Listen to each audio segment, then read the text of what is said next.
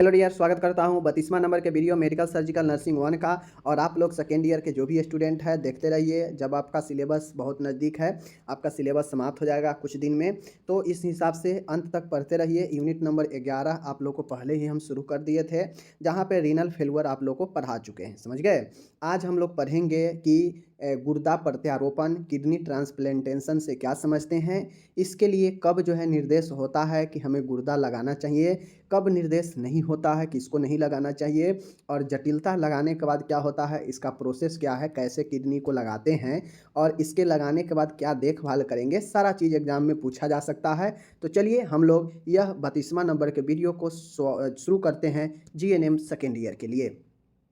आपके सामने देख लीजिए, कहता है किडनी ट्रांसप्लांटेशन, कहता है गुर्दा प्रत्यारोपण। ट्रांसप्लांट मतलब क्या होता है कि प्रत्यारोपित करना, मतलब एक जगह से दूसरे जगह लगा देना, ठीक है। तो उसी प्रकार से एक व्यक्ति जो स्वस्थ है उसके किडनी को किसी दूसरे व्यक्ति जिसका किडनी खराब हो चुका है, समझ गए, काम करना बंद कर चुका है, तो वैसे में जो है क्या करता है, एक व्यक्ति स्वस्थ व्यक्ति वह अपना किडनी डोनेट कर देता है, तो एक जो है बीमार व्यक्ति जिसको किडनी खराब है उसमें लग जाता है। हाल ही में सुने भी होंगे, बिहार में अच्छे खासे एक नेता है, समझ गए, उनका आप लोग नाम सुने होंगे कि उनका किडनी जो है, उनका खुद का जो है बेटी जो है उनको किडनी दी है। तो क्योंकि व्यक्ति एक किडनी पर भी जिंदा रहता है, समझ गए, तो इनडायरेक्टली सीधा नाम भी ले लिया जाए, आप लोग लालू का नाम सुने होंगे। ये अभी किडनी डोनेट करने के बाद जो है ये अभी चल रहे हैं, समझ गए। इनको किडनी दिया गया है इनके बेटी के द्वारा, तो ये किडनी ये यहाँ नहीं करवाए हैं, चूँकि पैसे वाला आदमी है तो अपना बाहर में जाके करवाए हैं, गरीब आदमी तो मर जाता है इसे ही, समझ गए ना। तो ये चीज़ें हैं। बाकी चलिए किडनी ट्रांसप्लांटेशन को, गुर्दा प्रत्यारोपण को समझते हैं हम लोग, ठीक है ना। यहाँ पे देखिए, गुर्दा प्रत्यारोपण एक प्रकार की शल्य क्रिया होती है। अब किडनी ट्रांसप्लांट किया जाता है तो यह एक सर्जिकल प्रोसेस है। ऐसा नहीं है कि हाँ किडनी लाइए और लगा दीजिए, बिना सर्जरी के कहाँ किडनी कैसे लगाइएगा। तो यह एक सर्जिकल प्रोसेस होता है। जब किसी रोगी, कोई ऐसे रोगी है जिसका किडनी हमेशा के लिए परमानेंट जो है समान रूप से कार्य करना बंद कर देता है, मतलब अस्थायी रूप से किसी का दोनों किडनी अगर खराब हो जाए, बंद कर दे, चूँकि अगर एक किडनी भी अगर सही रहेगा तो व्यक्ति चल सकता है, जिंदा रहेगा, लेकिन दोनों किडनी अगर खराब हो जाएगा तो फिर दिक्कत है, समझ गए ना।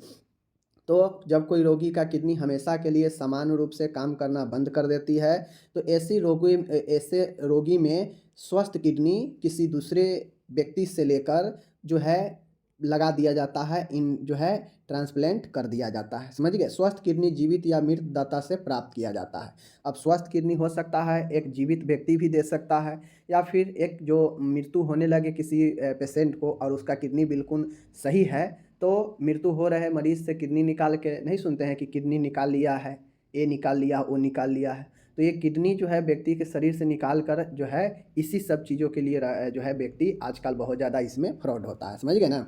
ये चीज़ समझ रहे हैं। यह जीवित और मृत्यु किसी से भी प्राप्त किया जाता है, ये ध्यान रखना चाहिए कि किडनी स्वस्थ हो, समझ गए।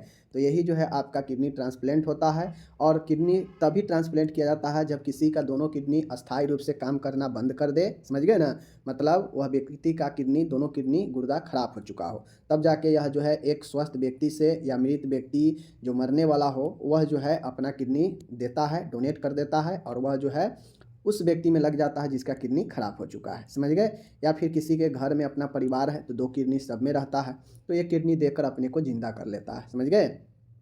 अब इंडेक्शन की बात है, मतलब यह इंडेक्शन मतलब संकेत कब करता है कि किडनी ट्रांसप्लांट होनी चाहिए, समझ गए। संकेत इंडेक्शन कब इंडेक्ट करेगा कि जो है अब किडनी लगाना चाहिए किसी से, समझ गए, लेकर। तो जब आपका रीनल फेलुअर लंबे समय के लिए किडनी फेल कर जाए बहुत दिनों तक, तो जो है आप बार बार जो है बहुत सारे चीज़ें से छुटकारा लेने के लिए आप जो है किडनी ट्रांसप्लांट जो है होता है। तो क्रोनिक रीनल फेलुअर में क्रोनिक ग्लोमेरुलोनेफ्राइटिस एक किडनी का ही रोग है, नेफ्रॉन का ही रोग है, समझ गए, जिसमें छन्नी जो है किडनी का खराब हो जाता है। और यह अगर क्रोनिक है तो जाके इसमें जो है आपका यह हो सकता है किडनी ट्रांसप्लांट, ओके। किडनी में कैंसर हो गया हो, समझ गए, चूँकि कैंसर भी एक क्रोनिक डिजीज होता है, तो अगर नहीं ट्रांसप्लांट करवाइएगा तो धीरे धीरे बढ़ता ही रहता है कैंसर। किडनी में गांठ होना, किडनी में अगर ट्यूमर हो जाएगा जिसको हम लोग विल्सम रोग कहते हैं, तो किडनी में गांठ होना भी जो है आपका ट्रांसप्लांट के लिए इंडेक्शन करता है। स्व प्रतिरक्षी गुर्दा रोग, ऑटो इम्यून किडनी डिजीज, मतलब ऐसा रोग जो आपके प्रतिरक्षा को नुकसान पहुंचाता हो और वह किडनी को भी नुकसान पहुंचाता हो, तो ऑटो इम्यून किडनी डिजीज हो तो उसमें भी जो है ये चीज़ें किया जाता है ट्रांसप्लांट।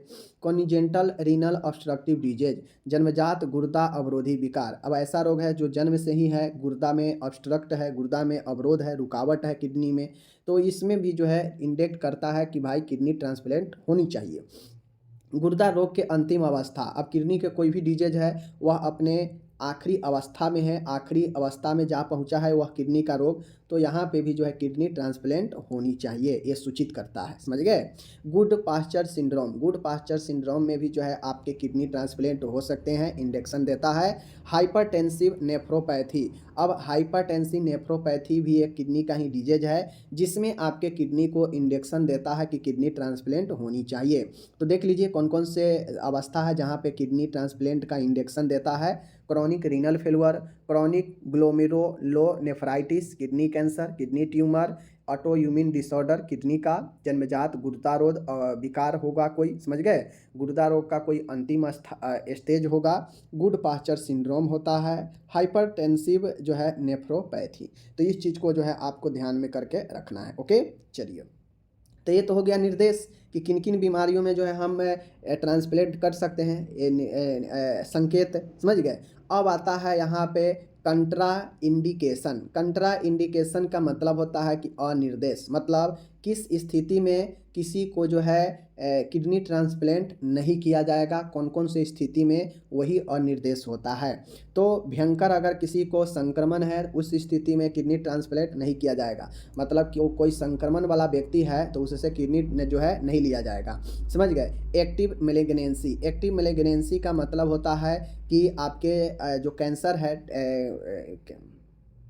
है किडनी का, वह अभी उसका कोई जो है अवस्था एकदम एक्टिव में है, तो इस दौरान जो है एक्टिव मेलिग्नेंसी में जो है आप नहीं कर सकते हैं किडनी ट्रांसप्लांट।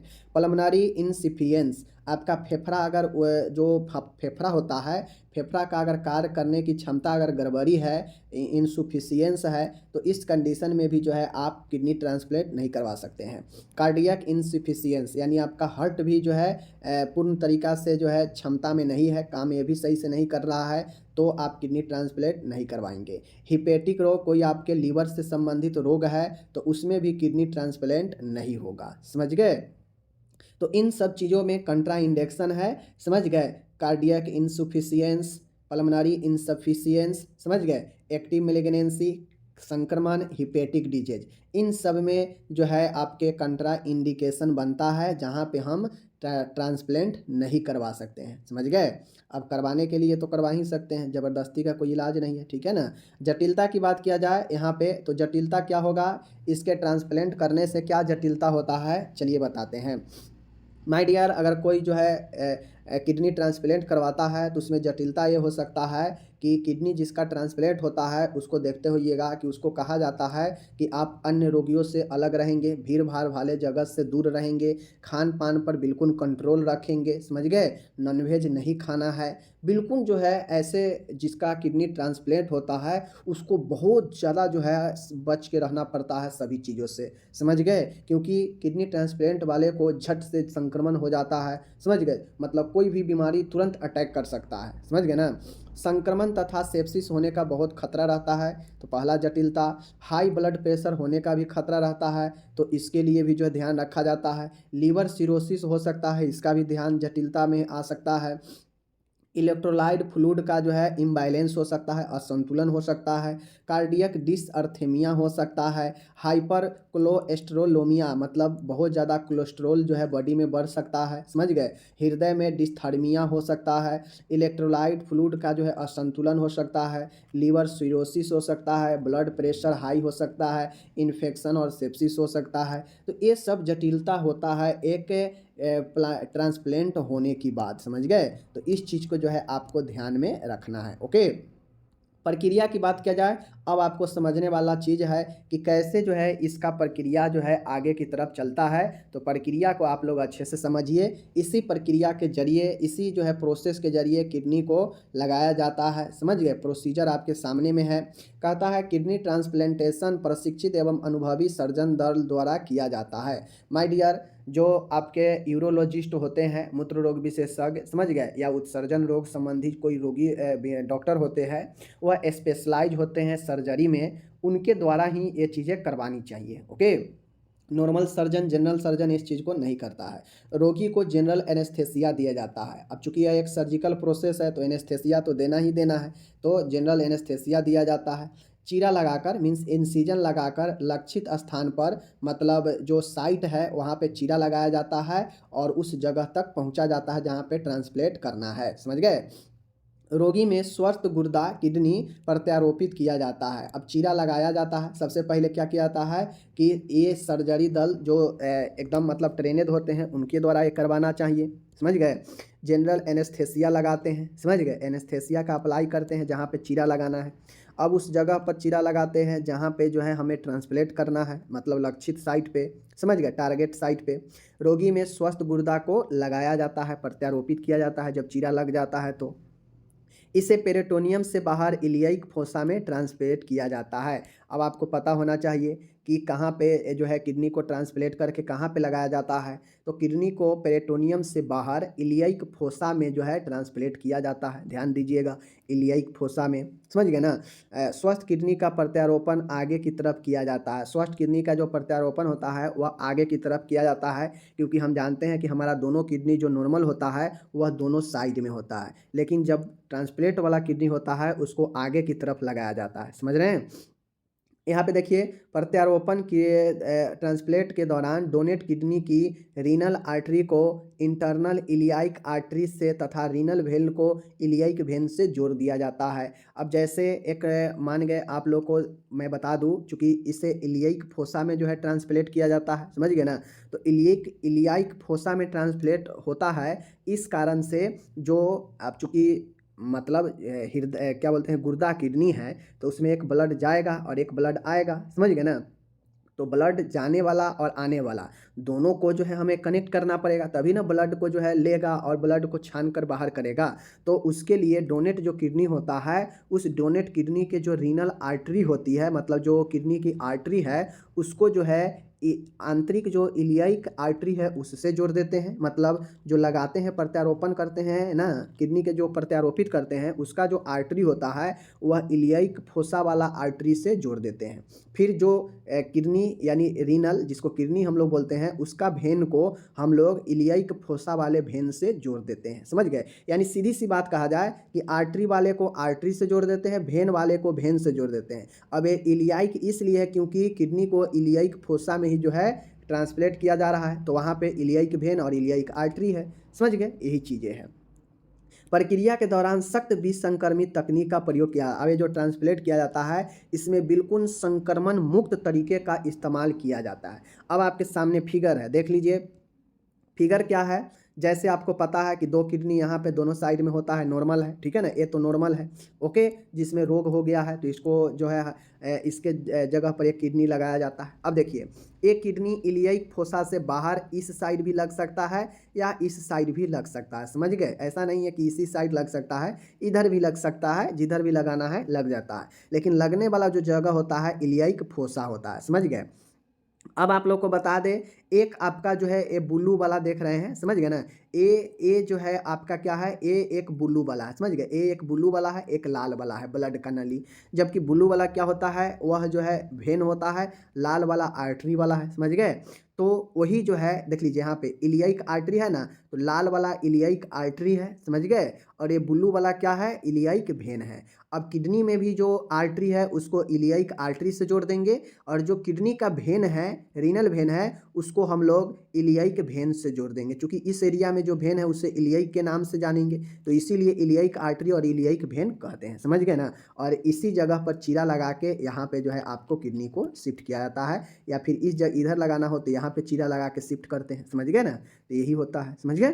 चलिए, अब देखभाल, रही बात देखभाल करना, तो किडनी ट्रांसप्लांट वाले मरीज का कैसे आप देखभाल करेंगे, चलिए हम बताते हैं। देखभाल किडनी ट्रांसप्लांट के दौरान, अब देखिए मैं आपको पहले बता देता हूँ, जिस प्रकार से सर्जरी का हम लोग देखभाल करते हैं ना, उसी प्रकार से इसका भी देखभाल करते हैं, समझ गए।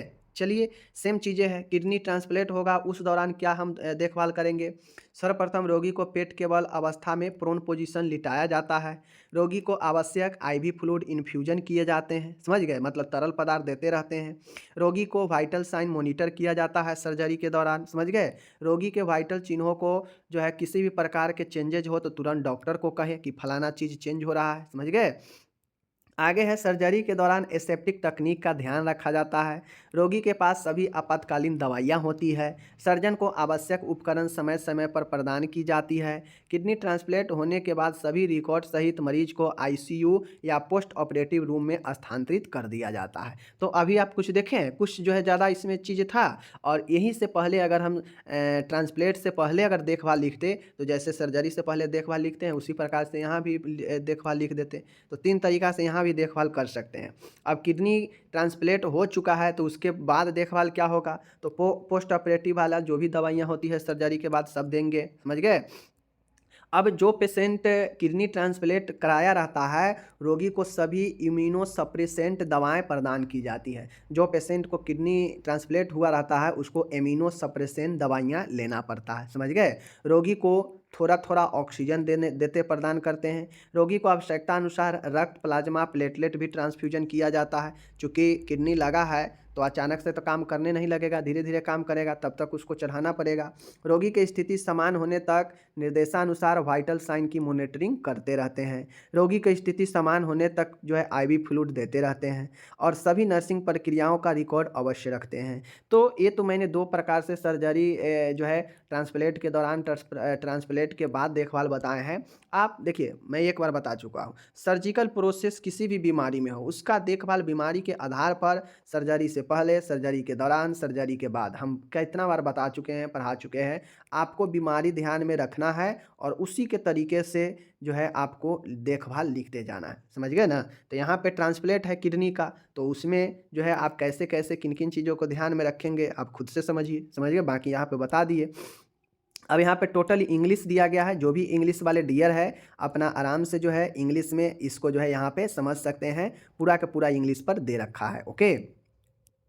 अब यहाँ पे इंग्लिश में आप लोग पढ़ चुके हैं।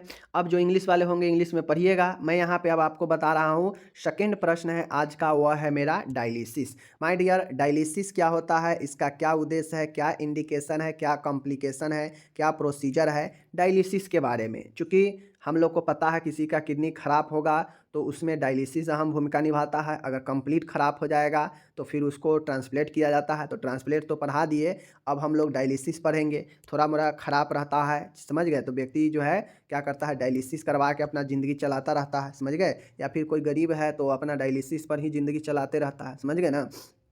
डायलिसिस यह एक ऐसी प्रक्रिया है जिसके द्वारा शरीर से अपशिष्ट पदार्थों, वेस्ट प्रोडक्ट को दाब एवं विसरण द्वारा बाहर निकाला जाता है। डायलिसिस 2 प्रकार के होता है माय डियर। डायलिसिस एक प्रोसेस है, समझ गए, जिसमें वैसे व्यक्ति को जिसका किडनी जो है ख़राब हो गया हो या काम करना बंद कर दिया हो या कम काम कर रहा हो, तो उस स्थिति में जो है डायलिसिस की ज़रूरत पड़ता है पेशेंट को, समझ गए। डायलिसिस में होता यह है कि जिस प्रकार से किडनी आपके बॉडी में ब्लड को प्यूरीफायर करता है, वेस्ट पदार्थ को बाहर निकालता है, मूत्र के जरिए बाहर निकाल देता है और शुद्ध ब्लड को जो है आपके बॉडी में भेज देता है, उसी प्रकार से डायलिसिस में भी जो है आपके बॉडी में ब्लड को प्यूरीफायर जो है कृत्रिम रूप से किया जाता है, आर्टिफिशियल रूप से, समझ गए, जिसमें मशीन के द्वारा जो है ये प्रोसेस होता है, समझ गए ना। तो इसमें जो है वेस्ट पदार्थ को ब्लड से अलग किया जाता है और शुद्ध ब्लड को पुनः बॉडी में भेज दिया जाता है और वेस्ट पदार्थ जो मशीन अलग किया है उसको जो है बॉडी से बाहर जो है वह एक्स्ट्रा हो जाता है, वेस्ट हो जाता है, समझ गए। तो यही डायलिसिस होता है। डायलिसिस 2 प्रकार के मुख्यतः होता है। एक आपका होता है पेरिटोनियल डायलिसिस और एक होता है आपका हेमोडायलिसिस। तो चलिए पेरिटोनियल डायलिसिस के बारे में देख लीजिए। पेरिटोनियल डायलिसिस जो होता है, पेरिटोनियल कैविटी में एक कैथेटर यानी एक नली डालकर इसका जो है इरिगेशन करके जो है ब्लड को प्यूरीफायर किया जाता है। अब एक कैथेटर डालने के लिए बोल रहा है, तो चलिए पेरिटोनियल कैविटी को अच्छे से देख लीजिए। डायलिसिस की वह प्रक्रिया मतलब यह भी एक डायलिसिस के प्रकार है, तो प्रक्रिया में ही आएगा, जिसमें प्रत्यक्ष रूप से मतलब डायरेक्ट जो है पेट के निचले हिस्से में यानी पेरिटोनियम जहाँ है, पेरिटोनियम कैविटी के आसपास एक सर्जरी किया जाता है और सर्जरी के माध्यम से एक कैथेटर, एक नली डाला जाता है पेरिटोनियम कैविटी में, समझ गए, जिसमें नली डालकर बेकार पदार्थों को बाहर निकाला जाता है। पेरिटोनियम कैविटी में सर्जरी किया जाता है, पेरिटोनियम कैविटी के पास, समझ गए, पेट के निचले हिस्से में, और वहाँ पे एक कैथेटर नली डाला जाता है और वह नली जो है इरिगेशन करके वेस्ट पदार्थों को बाहर निकालता है, समझ गए। इस प्रक्रिया के दौरान एक तरह का खास तरल पदार्थ जिसे डाइलिसेट कहते हैं, वह उसे कैथेटर के माध्यम से पेट में डालकर कुछ घंटों तक पेट में ही रखा जाता है। पेरिटोनियम में होता है, पेरिटोनियम डायलिसिस में, कि सर्जरी करके एक जो है कैथेटर, एक नली डाल दिया जाता है, समझ गए, पेट में। अब उस नली के जरिए क्या किया जाता है कि एक पदार्थ होता है तरल के रूप में जिसे डाइलिसेट कहते हैं, ये जो है नली के कैथेटर के माध्यम से पेट में डाला जाता है और कुछ घंटों तक यह पेट में ही रहता है, समझ गए। अब ये जो डाइलिसेट जो होता है यह बेकार पदार्थों को पेट में सोख लेता है, पेट से अपने अंदर सोख लेता है और उसके बाद डाइलिसेट को पेट से बाहर निकाल लिया जाता है, समझ गए। तो यही आपका पेरिटोनियम कैविटी होता है कि सर्जरी करके पेरिटोनियम कैविटी में एक ट्यूब डाल दिया जाता है, नली, कैथेटर, और यही कैथेटर के माध्यम से एक डाइलिसेट तरल डाला जाता है, जो तरल क्या करता है कि इरिगेट करके कुछ घंटों में जो है वेस्ट पदार्थ को अपने अंदर सोख लेता है और जब वह सोख लेता है तो यह डाइलिसेट को जो है फिर से बाहर निकाल कर एक दूसरे बैग में जो है ड्रेनेज में रख देता है, जो वेस्ट पदार्थ के रूप में रहता है, समझ गए। यही हमारा पेरिटोनियल का जो है डायलिसिस होता है। दूसरा है haemodialysis. Haemodialysis my dear picture दिखाएंगे, टेंशन नहीं लीजिए। हेमोडायलिसिस यह अत्यधिक प्रभावी तकनीक और सबसे ज़्यादा प्रचलित तकनीक है। इसमें रक्त से हानिकारक पदार्थ को हटाकर शुद्ध रक्त पुनः रोगी के शरीर में वापस कर दिया जाता है। हेमोडायलिसिस बहुत प्रचलित है, बहुत प्रभावी है, इफेक्टिव है। यह रक्त से वेस्ट पदार्थ को हटाकर शुद्ध रक्त को पुनः रोगी के शरीर में वापस भेज देता है, समझ गए। उपरोक्त दोनों ही प्रक्रिया रेनल फेलुअर के बाद की जाती है। उपरोक्त दोनों तरीका, चाहे वो आपके पेरिटोनियल का डायलिसिस हो या हेमोडायलिसिस, दोनों जो है रेनल फेलुअर होने के बाद ही किया जाता है, जब आपका किडनी काम करना बंद कर देता है, तो समझ गए। हेमोडायलिसिस जो होता है, शुरू करने से पहले आपको रक्त प्रवाह तक पहुंच आसान बनाने के लिए एक छोटी सी सर्जरी से गुजरना होगा, समझ गए।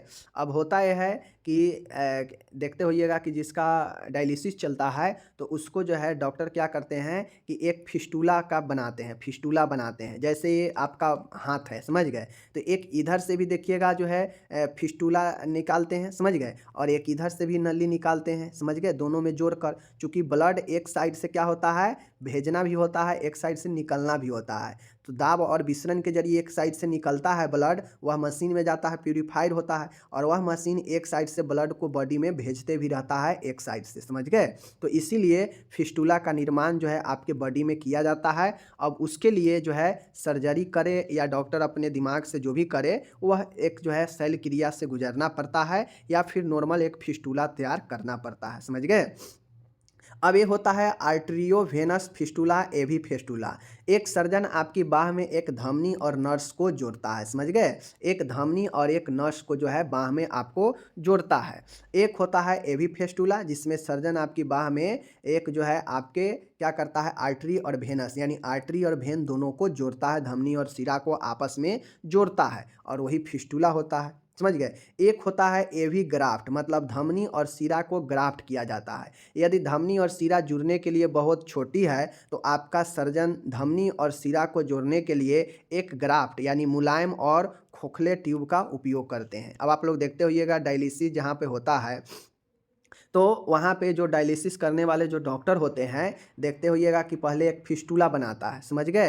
अगर सर्जन को लगे कि आपके बाह में एक धमनी और नर्स को आपस में जोड़ना है तो वह जोड़ देगा, लेकिन अगर आपका धमनी और शिरा नहीं जुड़ता है तो वही देखते होइएगा कि जो है आपके एक जो है नली के इस्तेमाल करके आपके दोनों साइड से बाह के निकाला जाता है। एक नली सा दोनों साइड से, एक जो है जिस प्रकार से कैनुला लगाते हैं ना, उसी प्रकार से यह फिस्टुला जो है कैनुला के रूप में लगाया जाता है और एक नली के रूप में जो है आपको दोनों साइड से निकलता है, समझ गए। और यह जो है आपके ब्लड को तेज गति से प्रवाहित होने के लिए ज़रूरी होता है फिस्टुला करना, समझ गए।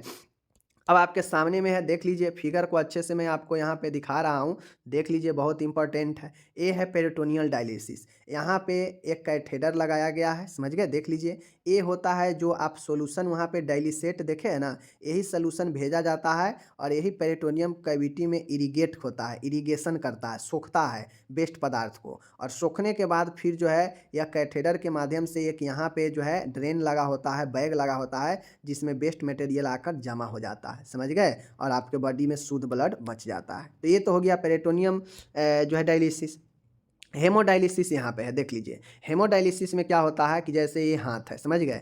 अब एक होता है कि एक जो है इस साइड फिस्टुला लगेगा और एक इस साइड फिस्टुला लगता है और दो नली कनेक्शन होता है और यही नली, एक नली से ब्लड जो है आपका निकलता है शुद्ध करने के लिए और एक नली वाला जो होता है वह मशीन से कनेक्ट रहता है, जो आपके बॉडी में जो ब्लड जा रहा है शुद्ध होने के लिए, वह शुद्ध होकर इसी नली के द्वारा आपके बॉडी में भी जाता रहता है, समझ गए। तो इसीलिए इसे जो है आपके क्या कहा जाता है, आर्टरी वेन फिस्टुला कहा जाता है, क्योंकि आर्टरी और वेन को जो है निकाला जाता है फिस्टुला के रूप में, क्योंकि एक से ब्लड आएगा तो दूसरे से ब्लड छोड़ा भी जाता है, समझ गए ना। अगर अचानक से सिर्फ ब्लड निकाले और शुद्ध करने के लिए ब्लड को इकट्ठा करे मशीन में और शुद्ध कर ले, फिर जो है बॉडी में छोड़े, तब तक तो बॉडी व्यक्ति का डेथ ही हो जाएगा। तो इसलिए ब्लड निकलता भी रहता है, शुद्ध होता भी रहता है और एक रास्ते से ब्लड बॉडी में जाता भी रहता है, ताकि जो नियंत्रण है वह बॉडी में बना रहे, समझ गए। और जो वेस्ट पदार्थ होता है एक साइड से वह इधर निकल जाता है, समझ गए, और इधर से एक डायलिसिस फ्लूइड भी जो है बॉडी में भेजा जाता है, समझ गए। तो इस चीज़ को आपको ध्यान में रखना है। तो दो गैलन होता है जिसमें एक वेस्ट मटेरियल होता है और एक साइड से आपके फ्लूइड को भेजा जाता है, और यही डायलीजर मशीन होता है जिसे डायलीजर मशीन कहते हैं, जो छन्ने का काम करता है, समझ गए। और ये आपका जो है यहाँ पे एक क्लिप सा लगा होता है, पंप सा, जो ब्लड को क्या करता है, पहुँचाता है और इधर से जो है क्लीन ब्लड बॉडी में भी जाते रहता है। तो कुछ इसी प्रकार से आपका डायलिसिस होता है। इसका उद्देश्य क्या होता है, तो उद्देश्य यही होता है कि बॉडी से वेस्ट मटेरियल को निकालना है, शरीर से अत्यधिक तरल उसको हटाना है और वाटर रिटेंशन को दूर करना है, समझ गए। और शरीर में इलेक्ट्रोलाइट को समान बनाए रखना है, प्रोटीन को, अंतिम पदार्थों को बाहर निकालना है, रक्त का पीएच मान नॉर्मल रखना है, अन्य जटिलताओं की रोकथाम करना है। तो इन सब के लिए ही ये जो है आपका डायलिसिस किया जाता है। किस लिए किया जाता है, उत्सर्जित पदार्थ को हटाना, तरल पदार्थ और वाटर रिटेंशन को दूर करना, इलेक्ट्रोलाइट स्तर को बनाए रखना, समझ गए। रक्त से प्रोटीन को जो है, प्रोटीन के अंतिम पदार्थ है उसको बाहर निकालना और रक्त का पीएच मान नॉर्मल रखना, अन्य जटिलताओं की रोकथाम करना, इन सब के लिए ज़रूरी है डायलिसिस करना। इंडिकेशन कब इंडिकेट करता है कि अब डायलिसिस होनी चाहिए या डायलिसिस की ज़रूरी है। एक्यूट रीनल फेलुअर है, मतलब आपका किडनी अचानक से बंद कर दे काम करना, ठीक है। Acute renal failure, chronic renal failure, दोनों कंडीशन में जो है डायलिसिस होता है। रक्त में यूरिया की मात्रा अधिक हो जाए तो हम समझते हैं कि रीनल फेलुअर हो रहा है, तो यूरिया की मात्रा अधिक होने पर भी ये होता है। ब्रिक रोगों के कारण मस्तिष्क में विकार, अगर किडनी में रोग के कारण आपके ब्रेन में प्रॉब्लम हो रहा है तो ये डायलिसिस किया जाता है। गंभीर सूजन होने पर भी जो है डायलिसिस किया जाता है। बॉडी में ज़्यादा सूजन कब होता है, जब तरल पदार्थ बढ़ने लगता है, समझ गए। तो जाके तरल निकालने के लिए अगर किसी को दवाई वगैरह से सूजन नहीं जाता है तो उसको ये जो है डायलिसिस करके अत्यधिक एक्स्ट्रा जो तरल है उसको निकाला जाता है। उपापचय अम्लता होने पर, बॉडी में जो है अम्लीयता बढ़ने पर, चूँकि अम्ल ज़्यादा बढ़ना भी एक वेस्ट मटेरियल ही है, तो इसको कम करने के लिए भी जो है डायलिसिस किया जाता है। नेफ्रेक्टोमी होने के बाद, यानी नेफ्रेक्टोमी यानी किसी को किडनी का सर्जरी हो चुका है उसके बाद भी डायलिसिस होता है। तो ये सब संकेत होता है कि कब डायलिसिस होगा। तो ये सारा के सारा यहाँ पे संकेत मैंने आपको बता दिया, समझ गए, इंडिकेशन बता दिए। Acute chronic renal failure, chronic renal failure, urea की बढ़ना, कोई किडनी का डिजीज जिसके कारण ब्रेन में भी प्रॉब्लम हो, गंभीर सूजन होने पर, उपापचय अम्लता होने पर, नेफ्रेक्टोमी के बाद, इन सब के बाद इंडिकेशन होता है जो है डायलिसिस का। डायलिसिस करने की जटिलता क्या होती है? तो डायलिसिस करने से ये भी हो सकता है कि शरीर में बहुत ज़्यादा तरल की कमी हो जाए, क्योंकि यह वेस्ट पदार्थ को निकालता है, साथ में अत्यधिक तरल को, एक्स्ट्रा तरल को भी बॉडी से निकालता है, संतुलन बनाता है। तो इसके लिए एक्स्ट्रा जो फ्लूइड होता है उसको निकालता है। तो मान गए निकालने के चक्कर में अगर बहुत ज़्यादा तरल भी निकल सकता है बॉडी से, तो तरल कम भी जाएगा, समझ गए? खून की आयतन में कमी हो सकता है, जिसे हाइपोवोलेमिया कहते हैं। अब मान गए एक साइड से ब्लड जो है छानने के लिए जा रहा है और एक साइड से बॉडी में जा रहा है, तो हो सकता है खून की कमी, आयतन में कमी हो ही जाएगा ना, समझ रहे हैं ना? बीपी का अत्यधिक कम होना, अब ब्लड प्यूरिफायर हो रहा है तो बॉडी से ब्लड निकल रहा है, ब्लड जमा होता है, ज़्यादा तेज़ी से पंप करता है तब ना बीपी बढ़ता है, लेकिन यहाँ पे ब्लड निकल रहा है तो ब्लड प्रेशर तो लो ही हो जाएगा। आघात, शॉक लगने पर भी जो है आपका शॉक भी लग सकता है, गंभीर संक्रमण भी हो सकता है, सीने में दर्द, पैरों में ऐंठन हो सकता है, हेपेटाइटिस बी और सी हो सकता है, कार्डियक एर्थेमिया हो सकता है, पोटेशियम में इम्बैलेंस हो सकता है। तो ये सारा के सारा जो है जटिलता माय डियर यहाँ पे हो सकता है, जो मैंने आपको बताया, ठीक है? इसको करने की प्रोसेस क्या है? प्रोसेस वही है, हीमोडायलिसिस में एक रक्त शुद्धिकरण मशीन डायलेजर होती है, जो रक्त को क्या करती है, छानती है। इसके अंतर्गत शरीर से अशुद्ध आर्टीरियल ब्लड को इसमें भेजा जाता है, शरीर से इसमें जो है आर्टीरियल ब्लड को, अशुद्ध ब्लड को इसमें भेजा जाता है, और रक्त से दाब एवं विसरण प्रक्रिया के कारण हानिकारक या अपशिष्ट पदार्थ छन जाता है और रक्त शुद्ध हो जाता है, समझ गए? इस शुद्ध रक्त को रोगी की शिरा भेन में प्रवेश कराया जाता है। इसके लिए रोगी के शरीर से रक्त संपर्क बनाया जाता है, जिसे फिस्टुला कहते हैं। वही हाथ में दो जो है नली हाथ से निकलता है, जिससे एक ब्लड जाता है और एक से ब्लड जो है आपके आता है, समझ गए? तो ये चीज़ को ध्यान में रखना है।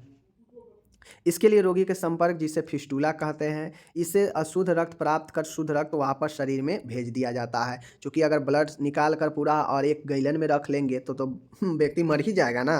तो इसलिए फिस्टुला इसीलिए बनाया जाता है ताकि दो नली को जोड़ा जाए और एक नली से ब्लड बॉडी से निकले तो दूसरे नली से बॉडी में ब्लड शुद्ध होकर आते भी रहे, इसलिए फिस्टुला का निर्माण किया जाता है। ओके, अब हेमोडायलिसिस में क्या क्या देखभाल होता है, देखभाल बताना है। हेमोडायलिसिस की प्रक्रिया से पूर्व रोगी का वजन जांचना चाहिए, समझ गए? रोगी की प्रक्रिया की लिखित सहमति ले, क्योंकि यह एक जटिल अवस्था होता है, समझ गए? व्यक्ति को शौक आघात भी लग सकता है, जटिलता में देखे हैं, संक्रमण कुछ और भी हो सकता है, मृत्यु भी हो सकता है। तो इसके लिए लिखित सहमति ले ले। रोगी को प्रक्रिया के बारे में समझा दे कि कैसे कैसे आपके जो है होगा ये सारा काम। रोगी को मनोवैज्ञानिक साइकोलॉजिकल जो है सपोर्ट दे। डायलिसिस से पूर्व जो है डॉक्टर के सारा जो है जांच करवानी चाहिए। डायलिसिस के दौरान रोगी को शांत और आरामदायक वातावरण प्रदान करनी चाहिए। रोगी को आरामदायक स्थिति प्रदान करे, मतलब जो नर्स का देखभाल होता है वो सारा के सारा करना चाहिए। हेमोडायलिसिस के दौरान रोगी को एंटीकोगुलेंट जैसे हिपेरिन का इस्तेमाल करना चाहिए, ताकि रक्त का थक्का जो है न बने जल्दी, समझ गए?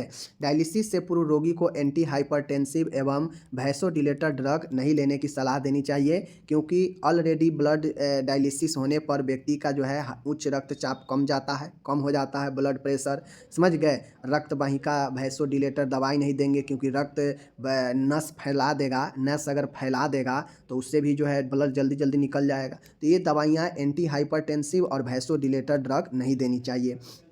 अब आगे है, यहाँ पे देख लीजिए, संपूर्ण प्रक्रिया के दौरान रोगी के वाइटल साइन की नियमित चेक करनी चाहिए। हमेशा टीपीआर और बीपी चार्ट तैयार करना चाहिए। जहाँ भी डॉक्टर जो है फिस्टुला लगाए हैं हाथ में, उसका नियमित जांच करते रहे और ब्लीडिंग होने की अधिक संभावना हो तो उसे देख रेख करें। ऑक्सीजन देते रहे। हेमोडायलिसिस पूर्ण होने के बाद रोगी का वजन पुनः जांचना चाहिए, पहले भी जांचे और पुनः जांचे।